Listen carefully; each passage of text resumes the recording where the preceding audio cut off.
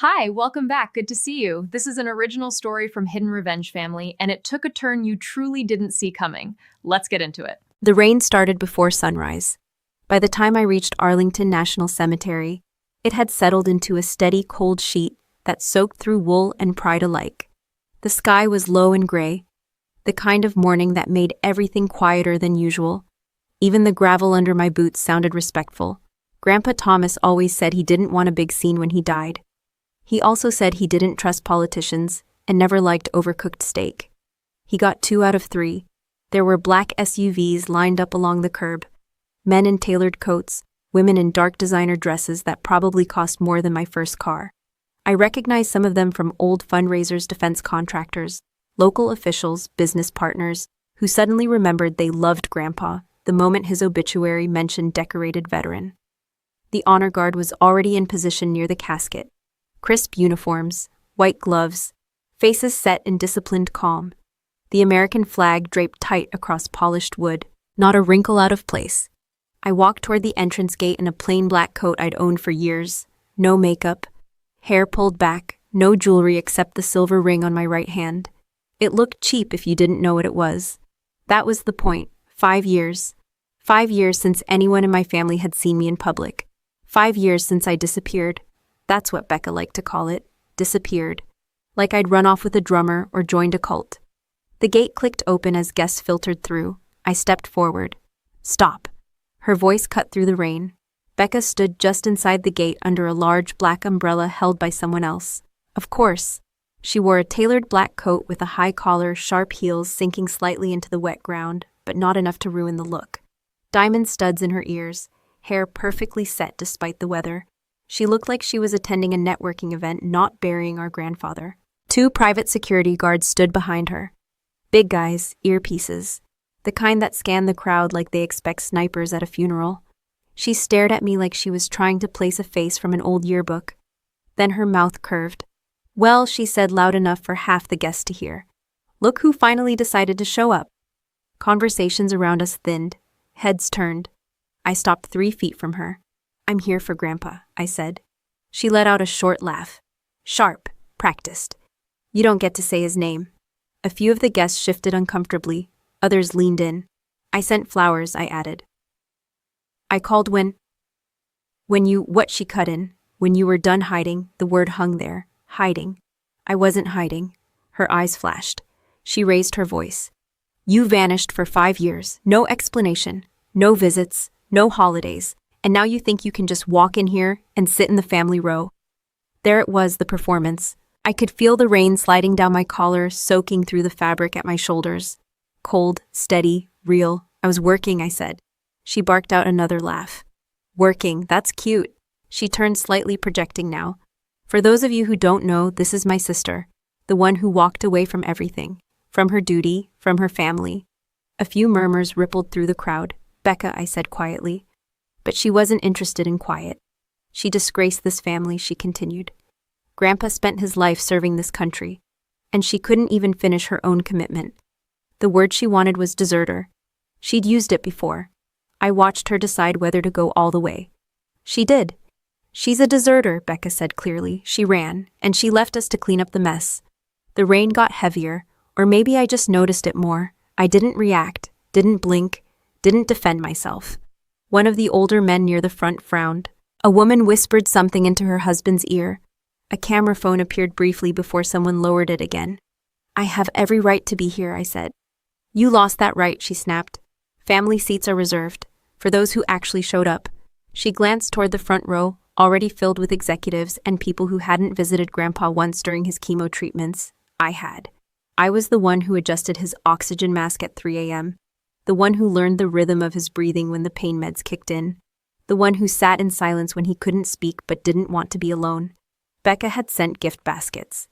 You don't get to rewrite history, she said. I'm not, I replied. She stepped closer, lowering her voice just enough to feel personal, but loud enough for the crowd to stay engaged. You embarrassed us, she said. You embarrassed him. My pulse stayed steady. Training does that. Behind her, I noticed a senior officer standing near the casket. 4 stars on his shoulder, tall, rigid posture. His gaze moved between Becca and me, unreadable. Becca straightened. You are not part of this family anymore, she declared. And you are not stepping foot inside the ceremony. The security guards shifted. I looked past her at the flag on the casket, at the rain darkening the edges of the fabric, at the honor guard holding position without flinching. Move, I said calmly. One of the guards stepped forward. Ma'am, he said, firm but controlled.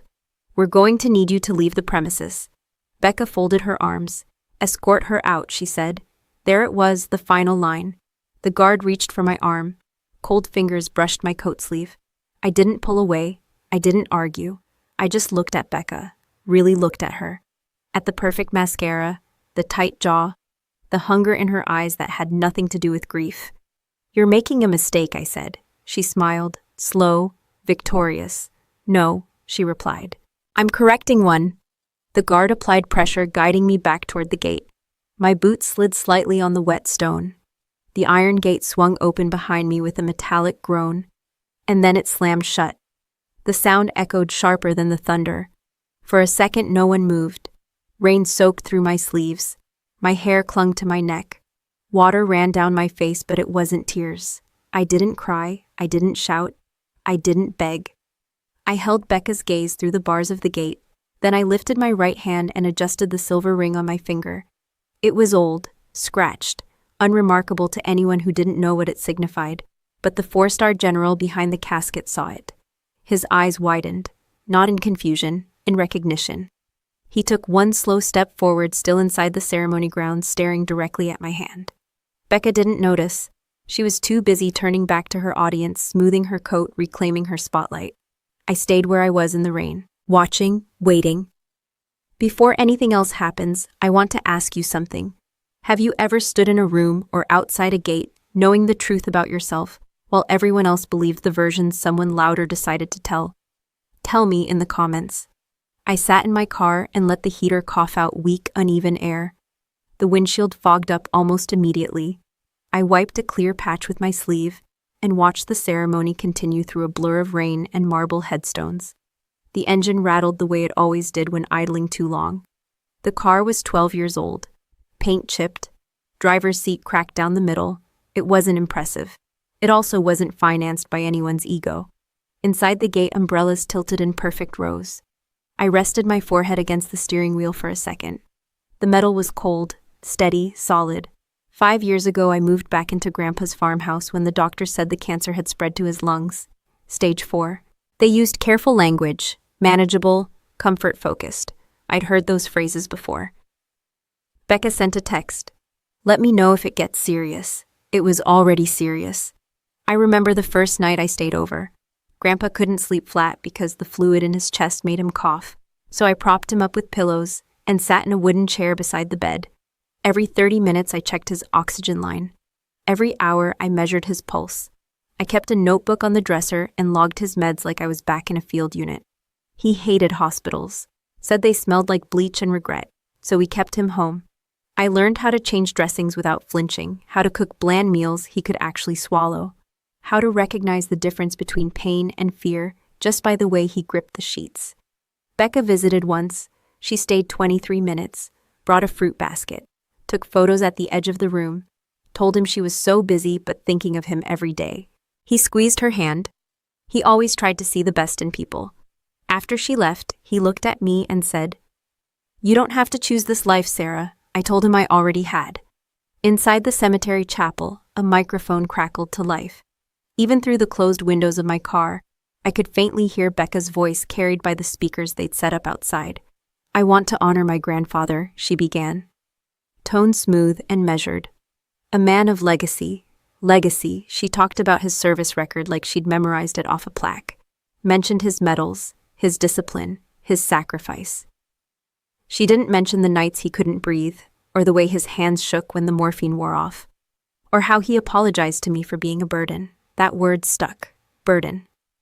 Halfway through her speech, I saw a man step forward with a leather folder, suit, wire-rimmed glasses, not Kessler. This was someone else. Probably Becca's attorney. The microphone shifted again. In accordance with my grandfather's final wishes, Becca said clearly, "I'd like to address something important." I straightened in my seat. Rain tapped against the roof in a steady rhythm. There has been some confusion about the estate, she continued, But a revised will was signed 3 months before his passing. 3 months. 3 months before he died, Grandpa was in a coma. I know that because I was the one who held his hand when he stopped responding.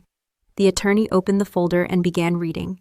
The entirety of the Thomas Whitaker estate, including the family farmland, residential properties, investment accounts, and all military decorations and memorabilia, shall transfer solely to my granddaughter, Rebecca Whitaker. My jaw tightened. Furthermore, the attorney continued, no additional claims shall be recognized by any other family members. No additional claims, the guests murmured. Some nodded approvingly. Becca stood tall, calm, controlled. The farmland alone was worth millions now. Developers had been circling for years. Grandpa refused to sell, said it wasn't about the money. The medals were priceless. Bronze Star, Silver Star, unit commendations, documents from operations that were never fully declassified. I wasn't thinking about the money. I was thinking about the date, 3 months before his death. I reached into my glove compartment and pulled out my old notebook. The same one I used to track his meds. I kept it. Didn't know why at the time. Maybe habit. I flipped to the page from that week. Day 143. Respiratory decline. Oxygen increased to 4 liters. Non-responsive to verbal stimuli. Day 146. Full coma, no eye movement, no reaction to pain. 3 months before he died was day 151. He hadn't spoken, hadn't opened his eyes, hadn't moved voluntarily, and somehow, according to this revised will, he signed legal documents transferring everything to Becca. I let out a slow breath. Forgery, not sloppy, not accidental, deliberate. Inside the chapel, Becca's voice softened. My sister chose to walk away from this family, she said. And Grandpa understood that some people can't carry responsibility. There it was again. Burden, responsibility. She was building a story, painting me as unstable, absent, unreliable. The general I'd seen earlier stood near the back now, arms behind his back, expression unreadable. I reached into my coat pocket and pulled out my phone. No signal in this weather. Fine.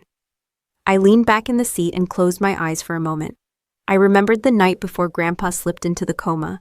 He'd been lucid for almost 10 minutes, long enough to squeeze my hand and say, the farm stays protected, not sold, not stripped. I told him I understood. He nodded once. That was the last full sentence he ever spoke. Becca never knew about that conversation. She wasn't there. The chapel doors opened. Applause followed. Applause. For a forged will.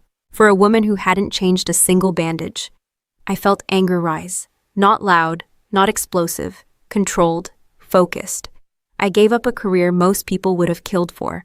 I turned down promotions. I disappeared from every social circle I had.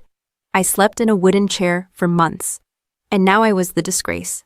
The burden. The deserter. I opened my eyes and stared at the cemetery gate. She thought she'd cornered me financially, publicly, socially. But she made one mistake. She picked a date that can be verified. Medical records exist. Hospice logs, prescription timestamps, oxygen machine usage data. All of it archived. And she forgot something else. I was there. I know exactly when Grandpa lost consciousness. I know exactly how weak his grip was. I know he couldn't hold a pen steady even weeks before the coma. There was no way he signed anything 3 months before he died. No way. Rain slid down the windshield in long streaks. Inside the chapel, guests began moving toward the gravesite. I started the engine fully this time and adjusted the rearview mirror. Becca thought she had buried more than just Grandpa today. She was wrong. I pulled my phone back out and switched it to secure mode. No social apps, no regular signal, just a small encrypted program that looked like a calculator to anyone who didn't know better. I typed in a sequence that hadn't changed in years. 8 digits, pause, 3 more, then I hit send. The message wasn't words. It was a code string tied to a frequency only a handful of people monitored. If it reached the right person, I'd know. I drove away from the cemetery and parked 2 miles down the road near a maintenance building that backed up to a line of trees. No cameras, no foot traffic. Just wet asphalt and the low hum of distant traffic. My phone vibrated once. Reply received. A single line appeared on the screen. Status I typed back. Compromised publicly. Legal issue. Need verification on date stamp. Also need contact with K.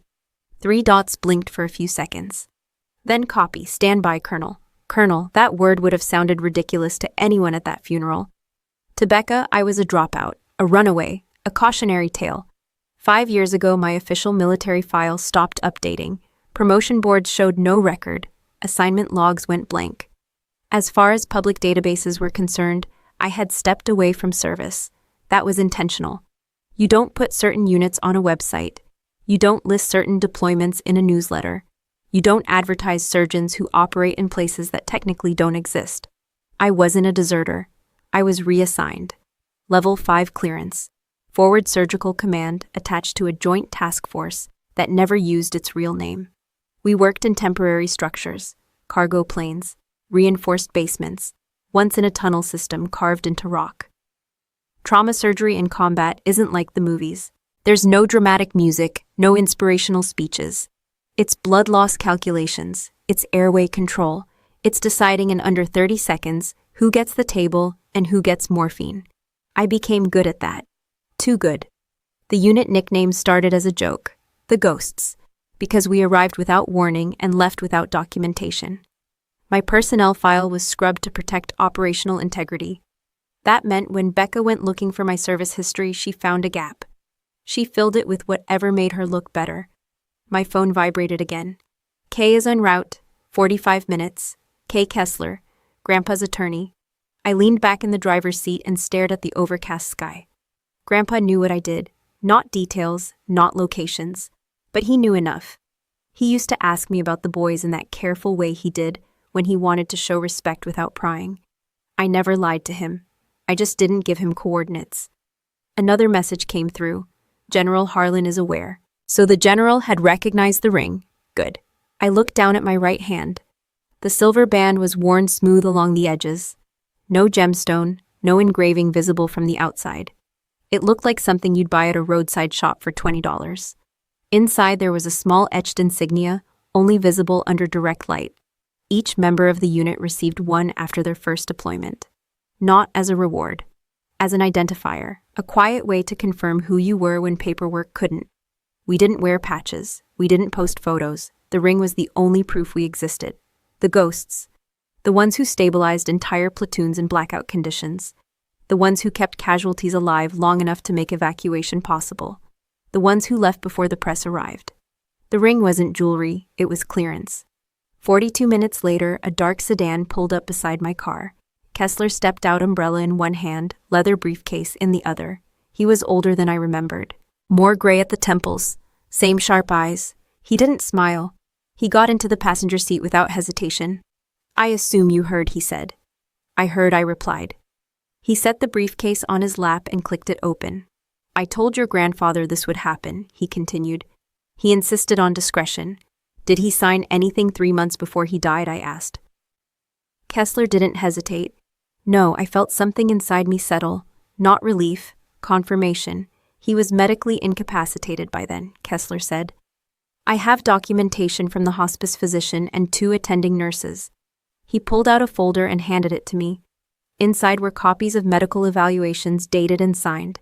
Statements confirming that Grandpa was non-responsive and legally incompetent to execute new legal documents during that period. She forged it, I said. Yes. No drama, no shock, just fact. Kessler reached into the briefcase again and removed a second, thicker envelope. This, he said, placing it carefully in my hands, is what your sister doesn't know. I opened it. Inside were transfer documents, trust agreements, banking authorizations. My name was printed across the top. Thomas Whitaker Veterans Relief Foundation. Value $18.7 million in liquid and managed assets. My breath stayed steady, but my grip tightened. He established the foundation 2 years ago, Kessler said. And 6 months before his passing, he transferred full operational control to you. Why wasn't this read inside, I asked. Because your sister presented her version first. And I wanted to confirm you were ready before escalating. Ready? I'm ready, I said. Kessler nodded. He trusted you, he added. Not because you were blood, because you were present. I closed the folder slowly. The farmland, the metals, the properties, they were symbols. The foundation was power. It funded housing for disabled veterans, mental health treatment, emergency grants for families who fell through bureaucratic cracks. Grandpa never cared about owning land. He cared about taking care of the men who came home broken. And he put me in charge of that mission. My phone vibrated again. General Harlan requests your presence. Of course he did. Kessler followed my gaze to the ring. He recognized it, Kessler said quietly. Yes. You were never a deserter, he added. No. Outside, the rain had eased slightly. I slid the foundation documents back into the envelope and handed Kessler the forged will copy I had photographed earlier from the chapel display screen. She used the wrong date, I said. Kessler allowed himself a thin smile. That's usually how arrogance works. I looked down at the ring one more time. Becca saw a cheap piece of silver. The general saw a clearance marker tied to operations that never made headlines. The guests saw a disgrace. In less than an hour, they were going to see something else. I stepped out of the car and walked back toward the chapel with the envelope tucked under my coat. The rain had slowed to a mist, thin enough to see clearly, but steady enough to soak through fabric if you stood still. My boots made a dull sound against the pavement. Measured, even. The main entrance was crowded. Guests were moving toward the gravesite in clusters, trading quiet comments and checking their phones. I circled around the side of the building instead. There was a service door near the back. I remembered it from when Grandpa insisted on pre-planning every detail of his funeral. He said he didn't trust anyone else to get it right. The door wasn't locked. Inside, the air smelled like polished wood and damp coats. Becca's voice carried from the front of the chapel, amplified through overhead speakers. My grandfather believed in strength, she was saying. In showing up, in loyalty. I paused just inside the doorway. The casket sat at the front flag, tight and bright against the muted room. The honor guard stood at attention. General Harlan was seated to the left posture. Straight eyes forward. Becca stood at the podium, one hand resting lightly on the edge, as if she were presenting quarterly earnings instead of delivering a eulogy. He taught me discipline, she continued. He taught me what it means to carry a legacy. Her tone was steady, controlled. She had practiced this. I moved along the back wall and slipped into the last row. No one noticed at first. Most of the guests were focused on her. And he taught me something else, she said, letting her voice dip just slightly. That courage means staying, even when things get hard. A few heads nodded. She took a small breath. Not everyone understands that, she added. There it was. I could feel several people glance around subtly, as if expecting me to materialize, just to confirm the accusation. I know some of you are aware, Becca went on, that my sister chose to distance herself from this family years ago. Grandpa felt that deeply. She lowered her eyes, performing restraint. But he also believed that character reveals itself in absence. Murmurs. Two men in the second row leaned toward each other. I recognized them from one of Becca's real estate events years back. Investors. One of them shook his head slightly. Shame, I heard him whisper. Shame. The word traveled fast in rooms like this. She walked away from responsibility, Becca said clearly now.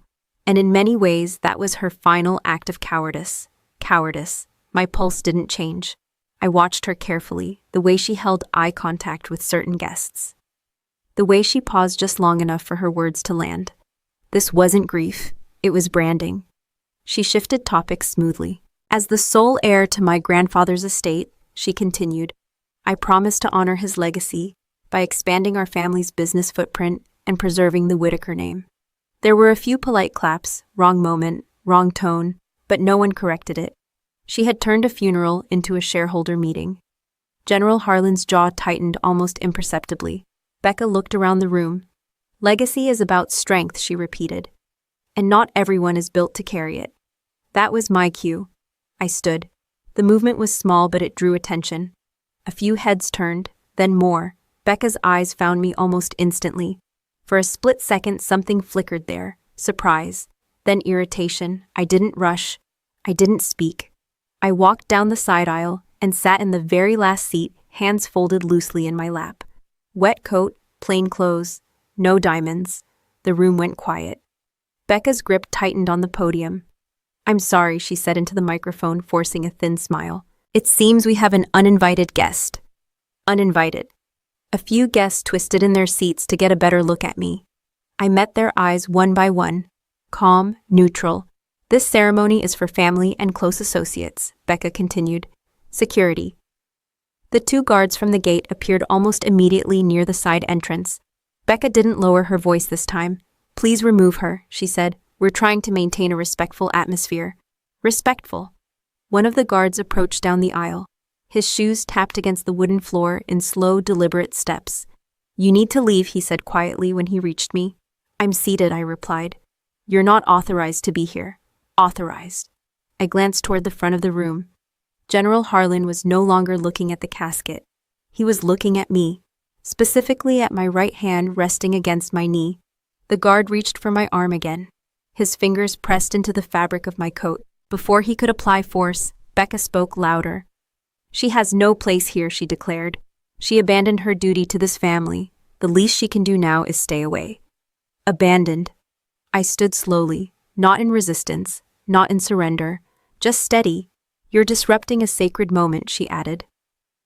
The word sacred sounded rehearsed. I could feel every set of eyes in the room on me. Investors, politicians, veterans, staff. I didn't defend myself. I didn't argue. I didn't remind anyone of hospital nights or oxygen levels. I simply adjusted my coat and looked at Becca. The silence stretched. One of her business partners leaned toward another and whispered, "I thought she was gone for good." "She should have stayed gone," the other replied. Becca straightened, sensing control returning. "This is exactly what Grandpa warned me about," she said into the microphone. "People who run from responsibility eventually show up only when there's something to gain." There it was again. The money, the estate, the narrative. The guard tightened his grip slightly. "Ma'am," he said more firmly now. I let my right hand shift just enough for the overhead light to catch the silver ring. A small reflection. Brief. General Harlan stood. The movement was immediate and unmistakable. Chairs creaked as several guests turned toward him. Becca faltered for half a second, then tried to continue. "As I was saying, stand down," General Harlan said. His voice wasn't loud. It didn't need to be. The guard froze. Becca blinked. "I'm sorry," she said. The general stepped into the aisle. "I said stand down," he repeated. Eyes still on me. The room felt tighter now, air heavier. Conversations dead. Becca forced a laugh. "General, with all due respect, this is a private family matter." He didn't look at her. He walked slowly down the aisle until he was standing 3 rows in front of me. His gaze dropped once more to the ring. Recognition, confirmation, and something else. Shock. The guard released my arm. Becca's composure thinned at the edges. "This woman is not welcome here," she insisted. "She's already embarrassed us enough." I remained silent, still, waiting. The guard's hand tightened on my shoulder, and then the sound hit. Boots, heavy, synchronized, striking pavement outside the chapel in perfect cadence. Left, right, left, right. It wasn't random movement. It wasn't confused foot traffic. It was formation. Every head in the room turned toward the entrance. The doors at the back opened in unison. Cold air rushed in carrying the smell of rain and polished leather. 21 soldiers stepped inside. Dress blues, medals aligned, white gloves, caps low and exact. Their movements were sharp, controlled, rehearsed down to the inch. Water still clung to their shoulders from the rain, but none of them brushed it off.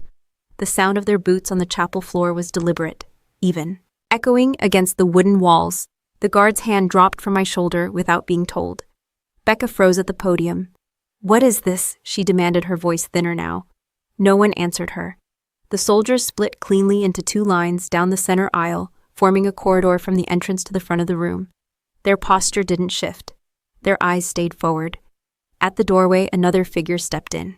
4 stars, full dress uniform. General Harlan had been inside the chapel moments ago. The man entering now wore the same rank, but this was a different presence. Older, taller. The kind of authority that didn't need introduction. Conversations died completely. The general at the front of the room turned sharply and stood at attention. Every soldier inside the chapel snapped into a sharper stance. Becca looked from one face to another, searching for someone to reassure her. No one moved. The 4-star general walked down the aisle. He didn't glance at Becca. Didn't acknowledge the guests.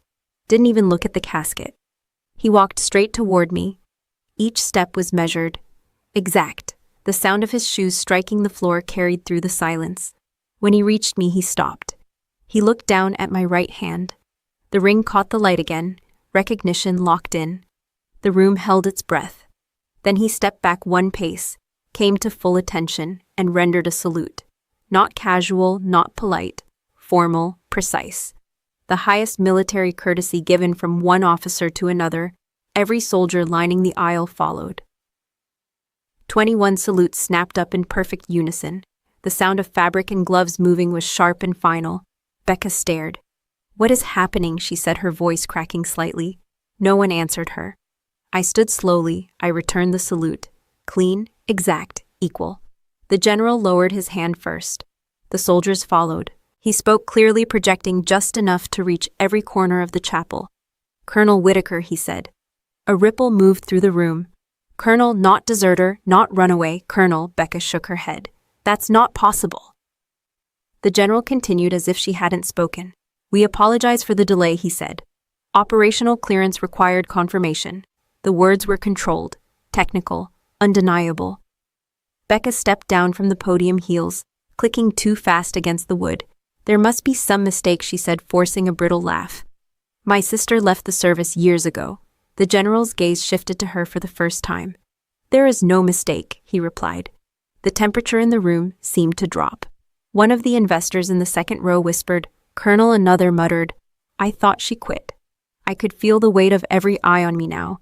The general reached into his coat and withdrew a folded document sealed with an official insignia. He didn't hand it to Becca.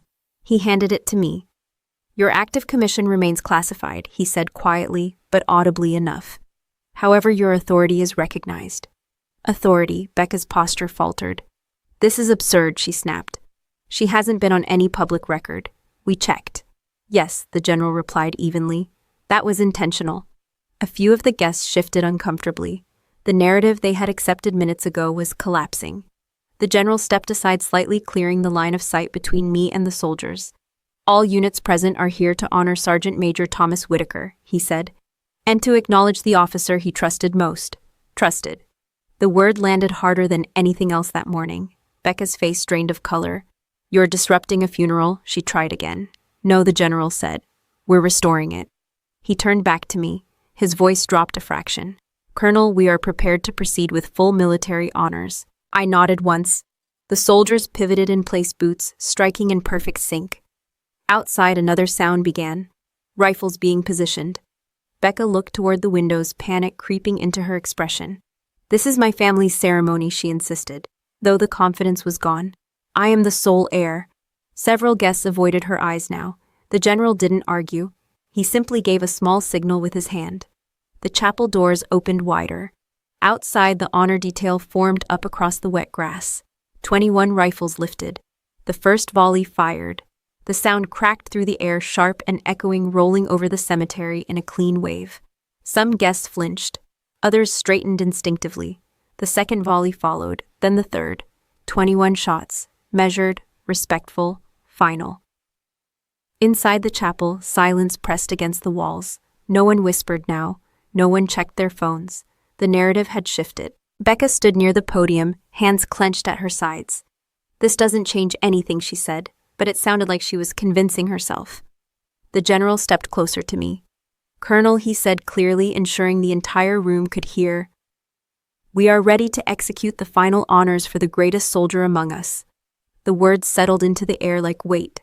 Greatest soldier, not for rank, not for publicity, for service. Becca's breathing was visible now in the tight rise and fall of her shoulders. Investors who had applauded her minutes earlier stared at me with a different kind of calculation. The soldiers lining the aisle did not move. They didn't look at Becca. They didn't look at the guests. They looked straight ahead, waiting for my command. I stepped forward. The wooden floor felt solid under my boots. Every sound in the room had sharpened. Fabric shifting, someone swallowing too hard. The faint hum of the ventilation system overhead. General Harlan moved with me toward the podium. Becca stood frozen beside it, fingers still curled tight. For the first time in her life, she didn't look prepared. The general faced the room. "Before we conclude these honors," he said, voice steady and precise, "there is a matter of record that requires correction." Correction, he removed a thin folder from inside his jacket. "This ceremony has included public statements questioning Colonel Sarah Whitaker's service and character." No one breathed. He opened the folder. "Colonel Whitaker did not abandon her commission," he continued. 5 years ago, she was reassigned under classified authority to a Joint Special Operations Medical Unit. Murmurs broke out. Quick, confused. Becca shook her head. This is ridiculous. The general did not acknowledge her. Her personnel file was intentionally removed from standard databases for operational security, he said. During that time, she served as lead trauma surgeon for a forward surgical detachment attached to naval and ground strike groups in active theaters. He paused. In one operation alone, she and her team stabilized and evacuated every critical casualty from a carrier strike group under sustained attack. The room went still again. Carrier strike group. That wasn't small. That wasn't symbolic. That was thousands of lives depending on rapid medical response. The operation remains classified, the general said. It will not appear in public records. It will not be written about. But it happened. He closed the folder, and she was there. A veteran in the third row slowly straightened his posture. One of Becca's investors lowered his gaze. Becca tried again. Anyone can say anything without proof. The general looked at her now finally. I do not make statements without proof. He turned back to the room. Colonel Whitaker has received multiple commendations that cannot be publicly displayed due to classification restrictions. However, I can state this clearly. She has saved more American lives in the past 5 years than most officers will in a lifetime. Silence, not stunned, not confused, respectful. I felt every eye on me again, but it felt different now, heavier, real. The general stepped slightly aside. Colonel, he said quietly to me. The floor is yours. I walked to the podium. No rush, no drama. Becca stepped back instinctively. Up close, I could see the thin crack in her composure, the way her mascara had smudged just slightly at the edge, the tightness in her jaw. I didn't look at her. I looked at the casket, then at the room. My grandfather didn't care about titles, I said. My voice carried evenly through the microphone. No shake, no anger. He cared about showing up. I let that settle. I showed up, short, direct. No speech about sacrifice. No list of missions. I didn't disappear. I continued. I was reassigned. And I stayed quiet because that's what the job required. A few guests nodded slowly. I also stayed quiet when he got sick, I added. I moved into his farmhouse. I managed his medications. I tracked his oxygen levels. I was there the night he stopped speaking. I reached into my coat and pulled out the hospice log copies Kessler had given me. These are medical records confirming that 3 months before his passing, he was in a full coma, non-responsive, legally incapacitated. I placed the documents on the podium. The will that was read earlier today was dated during that period. The shift in the room was immediate. Becca's face hardened. You're accusing me of something criminal at a funeral, she snapped. Yes, I said, no hesitation. I am. A few gasps broke out. I pulled my phone from my pocket. I also have this. I tapped the screen and pressed play. The recording wasn't long. 47 seconds. Becca's voice filled the chapel. You're not going to remember this anyway, she said softly in the audio. Just sign it, Grandpa. It's paperwork. I'll handle everything. A faint sound of labored breathing followed. Then her voice again sharper. You always trusted me more. The recording ended. The room felt smaller. Becca's mouth opened but no sound came out. That was recorded in his bedroom, I said. The same week the forged document was dated. General Harlan didn't move. He didn't need to. The soldiers lining the aisle stood like a wall. Becca finally found her voice. You recorded me. That's illegal. It's evidence, I replied. Her composure cracked fully now. You think this makes you better than me, she demanded. You left. You always leave. I stepped away from the podium. No, I said calmly. I stay where I'm needed. The words weren't loud. They didn't need to be. I picked up the second envelope and held it up. This is the actual transfer your grandfather executed 6 months before he died, I said. He placed the Thomas Whitaker Veterans Relief Foundation under my operational control. I handed it to General Harlan. He scanned the first page briefly. Verified, he said. $18 million. Allocated to housing, medical treatment, and mental health support for veterans who fell through administrative cracks. Grandpa's real legacy. Not land, not headlines, service. I turned back to the room. I didn't want to fight, I said. I wanted to sit in the back and say goodbye. That part was true. But you don't get to rewrite who I am, I added, looking directly at Becca now. She looked smaller. Not physically, structurally, like something holding her up had just been removed. You called me a coward, I continued. You called me a burden. I let my hand rest briefly on the ring. I've spent 5 years operating in blackout conditions to keep soldiers breathing long enough to see their families again. I don't need applause. I don't need recognition. I straightened fully. But I will not let you steal from a dying man and call it legacy. The room was completely silent. No whispers, no phones, just the sound of rain against stained glass. For the first time since this morning began, I wasn't reacting. I was deciding, and everyone in that chapel could feel it. Becca let out a sharp laugh. It was too loud for the room, too forced. "This is insane," she said, stepping forward again. "You coordinated this. The soldiers, the speech, the fake recording. You've been planning this ambush." No one moved. The 21 soldiers lining the aisle didn't shift their weight, didn't blink. Their presence alone changed the air pressure in the room. "You think flashing a uniform makes you untouchable?" she continued, pointing at me now. "You disappeared for 5 years and suddenly you come back with theatrics." I didn't answer. I didn't need to. General Harlan remained still beside me, hands folded behind his back. Becca turned to the room. "Are we really going to let her hijack this funeral?" she demanded. "She's trying to steal everything." Steal. That word didn't land the way she wanted. One of the investors in the second row stood up slowly. "Rebecca," he said carefully, "is that recording authentic?" Her head snapped toward him. "Of course not, it's manipulated." Another man stood. This one older. White hair, he had been nodding during her speech earlier. "We conducted preliminary due diligence before entering negotiations with you," he said. "You claimed uncontested inheritance of the Whitaker farmland." "I do," she shot back. He looked toward General Harlan, then at the hospice document still resting on the podium. "Forgery voids contracts," he said flatly. A woman near the aisle closed her leather portfolio and snapped it shut. "We cannot move forward under legal uncertainty," she added. "Our board will not tolerate exposure to fraud." Fraud. The word echoed more clearly than Coward ever had. Becca's posture stiffened. "You're overreacting," she said quickly. "This is a family dispute." "No," the older investor replied. "It's a criminal allegation." 2 more guests stood up, quietly, without ceremony. "I'm suspending our agreement effective immediately," one said. "We're pulling out as well," another added. The ripple effect was immediate.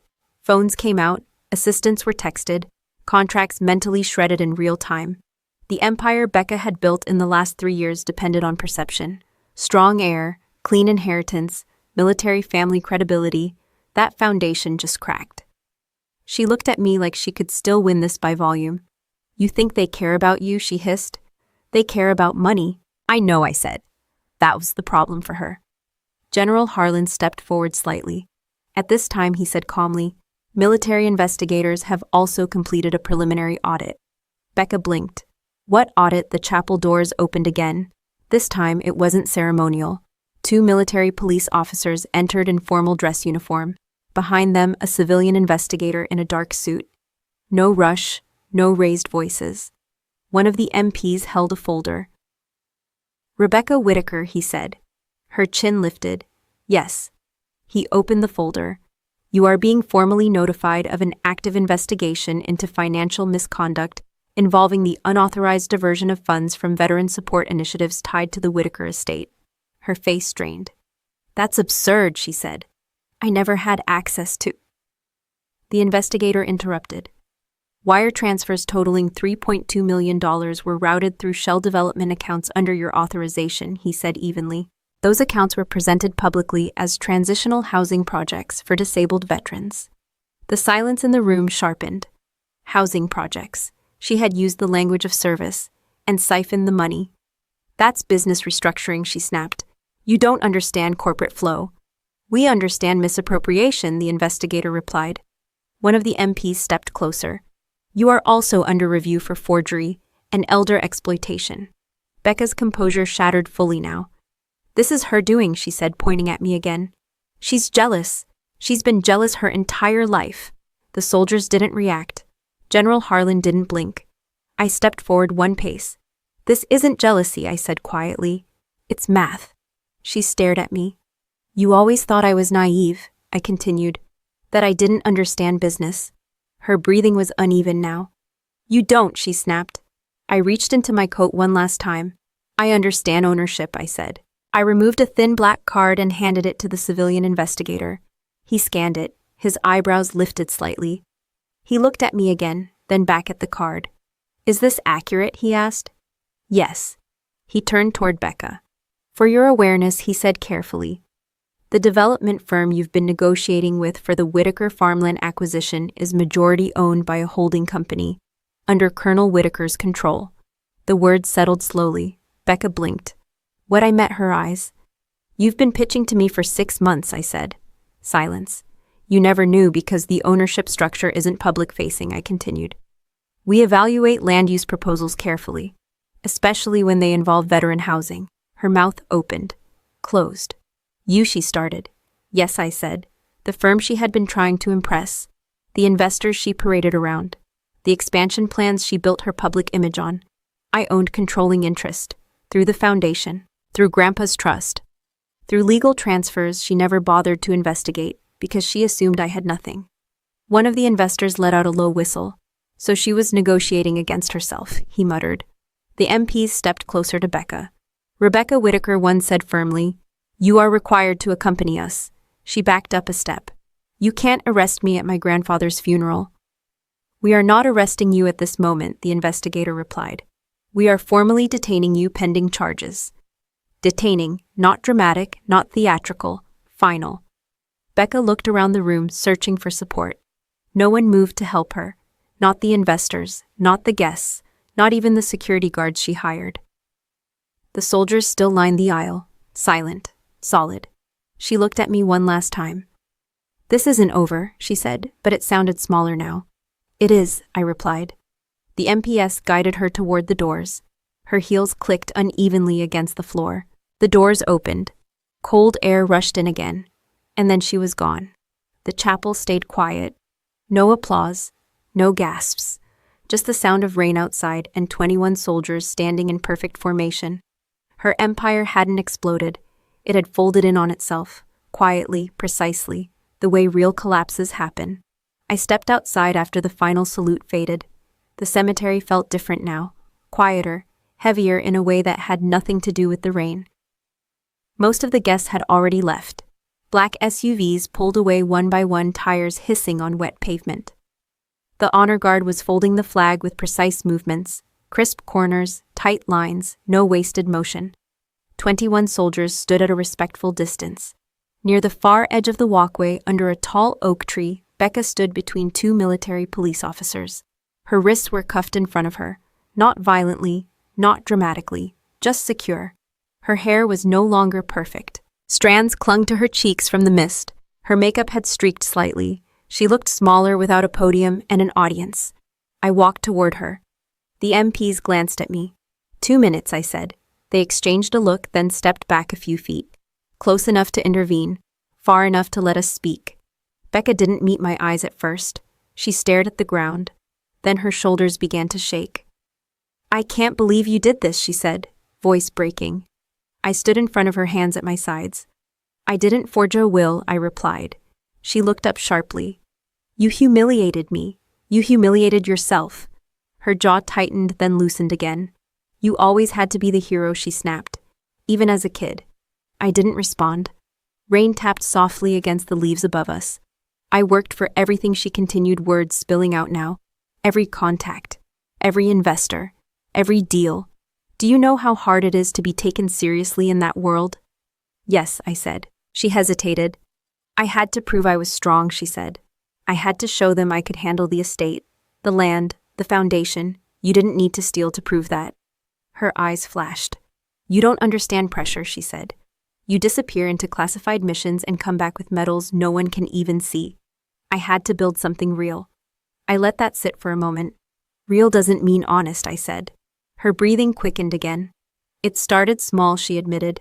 Reallocating funds, temporary transfers. I was going to put it back. How much, I asked. She swallowed. 3 million, she said quietly. The number hung in the air. That money was meant for veterans who can't afford prosthetics, I said. For families who can't pay rent after medical discharge. I was under pressure, she said again. Do you know how many people expected me to succeed after you left? There it was, after you left. I didn't leave, I said evenly. You vanished, she shot back. You were gone, no calls, no holidays. Grandpa defended you every time I asked." She looked down at her cuffed hands. "I was the one who stayed visible," she said. "I had to hold everything together." "You stayed visible," I repeated. "That's not the same as staying present." She flinched slightly. For a moment, neither of us spoke. The wind shifted. The flag over Grandpa's casket rustled softly as it was carried toward me. Becca's voice dropped. "I didn't think he would die that fast," she whispered. "I thought I had more time. To do what I asked. To fix it." I studied her face. Not the anger, not the pride. The fear. "You told him to sign papers while he couldn't breathe," I said quietly. Her eyes filled again. "I just needed control," she said, "for once. I needed something to be mine." I thought about the farmhouse. The nights he coughed until his chest shook. The way he squeezed my hand when the pain spiked. He never asked for control. He asked for company. Becca's shoulders slumped. "I'm going to lose everything," she said. "You already did," I replied. She looked up at me, desperate now. "You could stop this," she said. "You could tell them it was a misunderstanding. You could say the recording was taken out of context." "No," I said. Tears slid down her face. "I'm your sister." "Yes," I said. The word didn't carry warmth. It carried history. "You're really going to let them take me away?" she asked. "I'm not letting anyone do anything," I said. "You made choices." She shook her head weakly. "You always act like you're better." "I don't," I said. "I just know the difference between pressure and integrity." Her breathing slowed slightly. "You think Grandpa would want this?" she asked. I looked past her toward the rows of white headstones stretching across the hill. "He told me something the night before he stopped speaking," I said. She waited. "Sukmain kong na mo kapag chunvai." I said, slowly translating in my head, the way he had once explained it to me in his own words. "Strength isn't about the rank on your shoulder." Her eyes stayed locked on mine. "It's about whether you stand your ground when everyone else runs." I let the silence stretch. "You ran," I said. "You ran from honesty. You ran from responsibility. You ran from him when he needed you." Her face crumpled. "And you ran from this family," she whispered. "I ran toward something bigger," I replied. "You ran away from something smaller." The MPS shifted slightly, signaling time. Becca's voice dropped to a whisper. "I didn't want to be the weak one." "You weren't," I said. "You chose to be." That landed, not loud, not dramatic, just true. She closed her eyes. "I'm scared," she admitted. "I know," I said. For a second I saw the version of her from years ago, before investors, before headlines, before ambition sharpened into hunger. But that version had been buried under choices. "I won't fight the charges," she said quietly. "That's your decision." The MPS stepped forward gently. "It's time," one said. Becca looked at me one last time. "I thought success meant winning," she said. "It means standing still when you're tempted to run," I replied. They guided her toward the waiting vehicle. She didn't resist. The door closed. The engine started. I stood there as the car pulled away down the wet road. Justice doesn't feel loud. It doesn't feel victorious. It feels steady, clean, and a little heavier than you expect. The rain had stopped completely now. I turned back toward Grandpa's grave. The air smelled like damp earth and folded fabric. The soldiers were waiting, and for the first time all morning there was nothing left to fight. I stepped toward the casket as the honor guard positioned the flag. 21 soldiers stood in formation behind me, still, silent. Every uniform sharp despite the rain. The air had cleared. The sky was still gray but lighter now. General Harlan handed me the folded edge of the flag. His eyes held mine for a brief second. "Colonel," he said quietly. I nodded. We began the folding process together. Precise movements, corner to corner, tight and clean, no hesitation. The fabric felt heavier than it looked. Cold from the morning air. Each fold carried weight. Grandpa taught me how to do this when I was 16. He said if you're going to wear the uniform, you should know how to honor it. He made me practice until the edges lined up perfectly. No shortcuts, he'd said. I didn't take any now. The soldiers watched without shifting. When the final triangle was formed, I held the folded flag in both hands. It was solid, compact, final. General Harlan stepped back, allowing space. I walked to the head of the grave. The earth was fresh, dark, cleanly cut. The headstone temporary for now. The permanent one would come later. I knelt carefully, the damp grass soaking through my pants, and placed the folded flag against the casket before it was lowered. "For your service," I said quietly. Not a speech, just fact. When I stood, the soldiers saluted one last time. I returned it. Then they broke formation one by one, stepping away in controlled silence. No applause, no cameras, just closure. Kessler approached from a short distance away, briefcase in hand. "It's done," he asked. "It's done," I replied. He opened the briefcase. "The estate paperwork can be finalized within the week," he said. "The farmland properties investments. It's all legally yours pending formal processing." I looked out over the cemetery rows stretching into the distance. "Transfer it," I said. He paused. "Transfer all non-restricted assets." I clarified.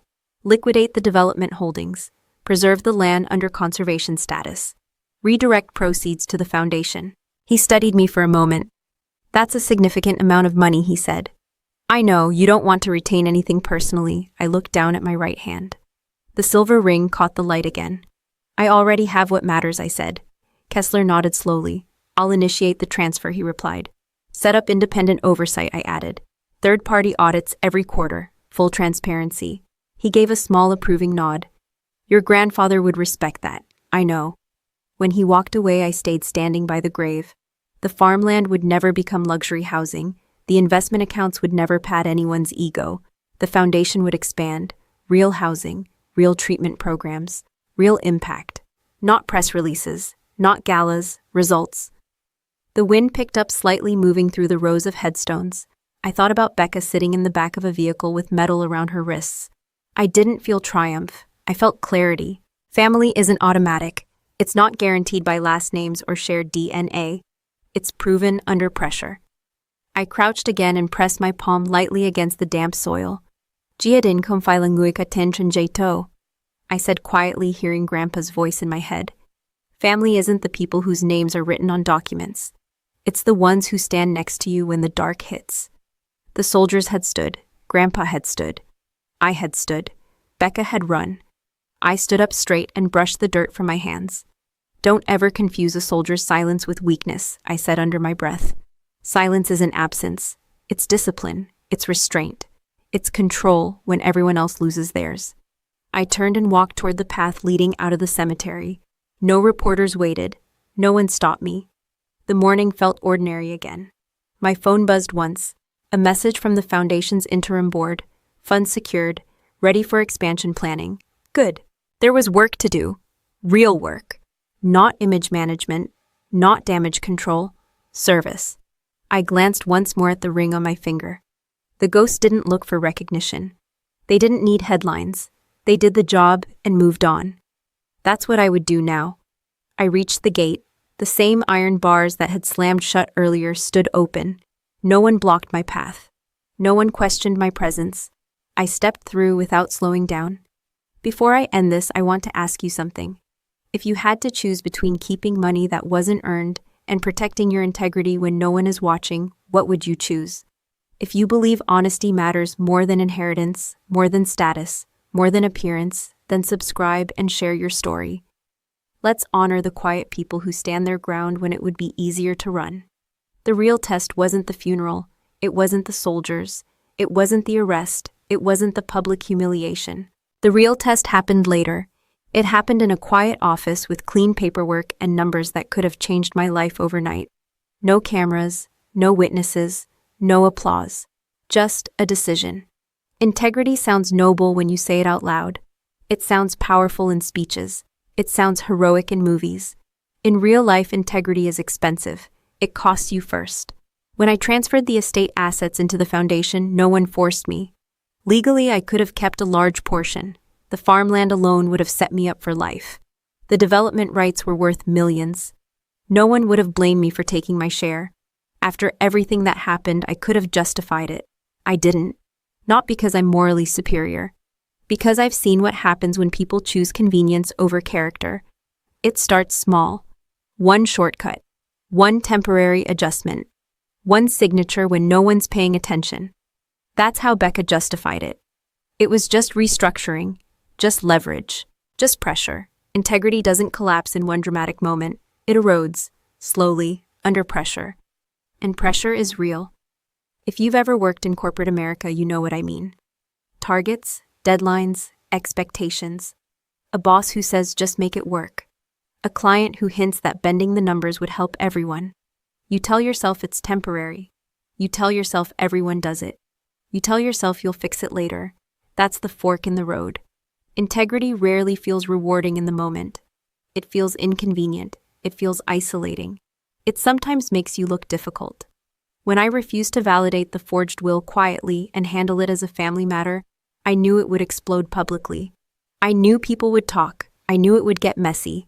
Silence would have been easier, but silence isn't always strength. And here's something most people misunderstand. Silence can be discipline, or it can be avoidance. For 5 years, I stayed silent about my service. That silence had purpose. It protected lives. It protected operations. It wasn't fear. Becca's silence around the diverted funds was different. That silence protected ego.